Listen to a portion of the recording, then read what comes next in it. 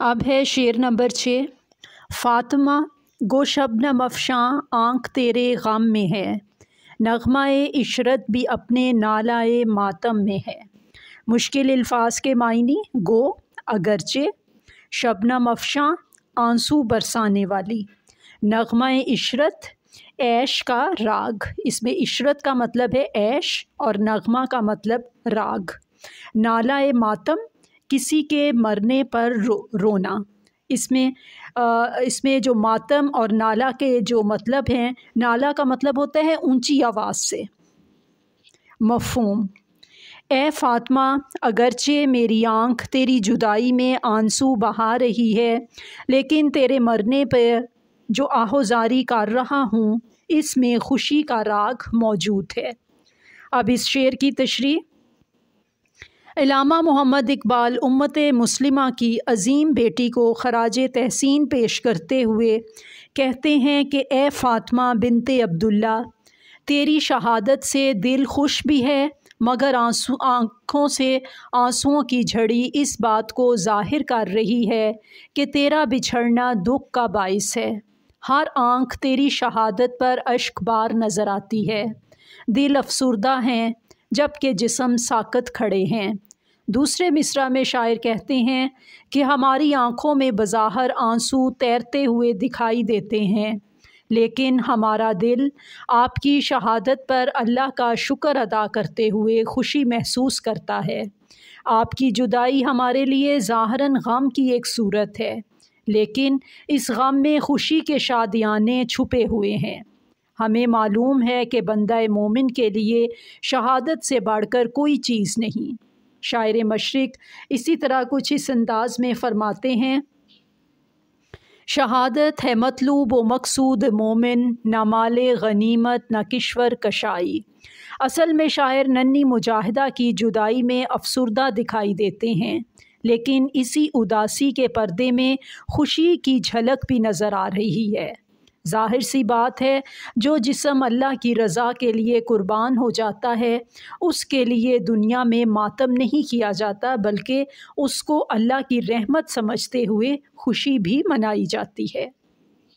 اگلے شعر کی طرف چلتے ہیں، شعر نمبر 7۔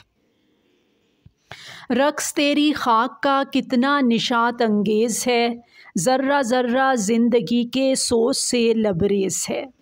مشکل الفاظ کے معنی کریں گے: رقص ناچ، خاک مٹی، نشاط انگیز خوشی پیدا کرنے والا۔ اب یہ بچوں، اس میں نشاط کا مطلب ہوتا ہے خوشی اور انگیز کا مطلب ہوتا ہے پیدا کرنے والا۔ جیسے اسی طرح کا ایک لفظ ہے ولولہ انگیز، یعنی ولولہ پیدا کرنے والا۔ جی، اگلا لفظ ہے ذرہ ذرہ ریزہ ریزہ، زندگی حیات، سوز جلن، لبریز بھری ہوئی۔ اب اس شعر کے مفہوم کی طرف چلتے ہیں۔ اے فاطمہ، تیری قبر کی مٹی جو ہوا میں ادھر ادھر اڑ رہی ہے، اس میں رقص کی کیفیت معلوم ہوتی ہے، اور گرد کا یہ رقص خوشی پیدا کرنے والا ہے۔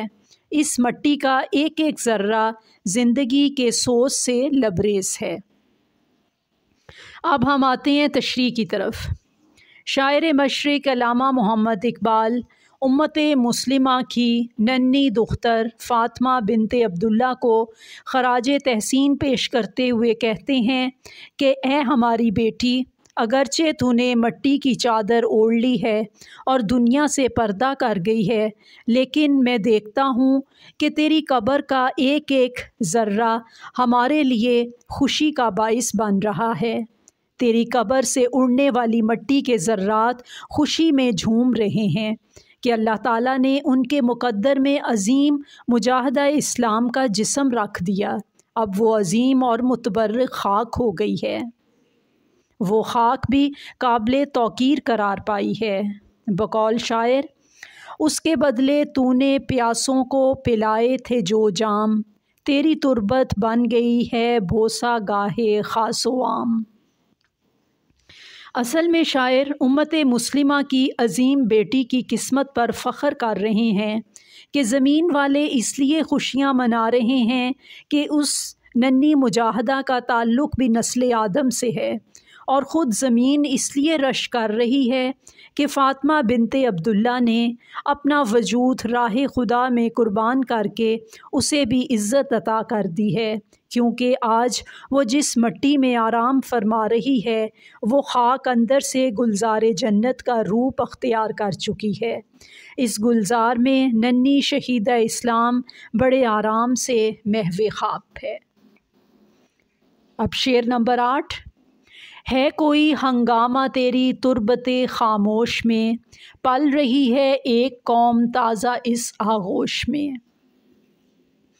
مشکل الفاظ کے معنی: ہنگامہ شور و غل، رونق یا پھر رونق، اور تربت کا مطلب ہے قبر، تربت خاموش، خاموش قبر، پل رہی ہے پرورش پا رہی ہے، قوم تازہ نئی قوم، آغوش گود۔ اب اس شعر کا مفہوم: لگتا ہے کہ تیری خاموش قبر میں ہنگامہ مچا ہوا ہے، جس کے پہلو میں ایک نئی قوم پل رہی ہے۔ اب اس شعر کی تشریح کریں گے۔ شاعر مشرق علامہ محمد اقبال امت مسلمہ کی عظیم بیٹی کو خراج تحسین پیش کر رہے ہیں کہ اے قوم کے لیے قابل رشک بیٹی، تیری قبر خاموشی کا مرکز بن چکی ہے، لیکن مجھے پختہ یقین ہے کہ تیری قبر کے اندر خوب رونق لگی ہوئی ہے۔ تو یقیناً شہید اسلام ہے۔ ہر شہید اللہ کا مہمان ہوتا ہے۔ اللہ تعالیٰ اپنے اس مہمان کے لیے قبر میں تمام اہتمام کر دیتا ہے۔ فرشتے اس کے لیے قبر میں پر بچھاتے ہیں۔ قبر کے باہر تو خاموشی ہے، لیکن قبر کے اندر خوب رونقیں لگی ہوئی ہیں۔ دوسرے مصرع میں شاعر کہتا ہے کہ اے بنت اسلام، تو نے میدان جنگ میں جس جذبہ کا مظاہرہ کیا ہے، اس جذبہ نے ہر درد مند مجاہد کے دل کو گرما دیا ہے۔ اے بیٹی، تم عمر میں چھوٹی ضرور ہو، لیکن تو نے اپنی ہمت اور بے مثال بہادری کی وجہ سے لوگوں کو ایک تازہ جذبہ عطا کیا ہے۔ بقول شاعر: فاطمہ کی شہادت کا فیض ہے ذاکر، ہر ایک پیرو جواں کا ہوا جوش جواں۔ شاعر اصل میں یہ کہہ رہے ہیں کہ فاطمہ بنت عبداللہ کی گود میں ایک قوم کے کئی بہادر پرورش پا رہے ہیں۔ گویا فاطمہ کی ذات امت مسلمہ کے نوخیز جوانوں کے لیے مثالی کردار بن چکی ہے۔ ایسا کیوں نہ ہو، اس نے اپنی جان کا نذرانہ پیش کر کے دین اسلام کو عظمت عطا کی ہے، تو اللہ تعالیٰ نے اسے عظمتوں کا امین بنا دیا۔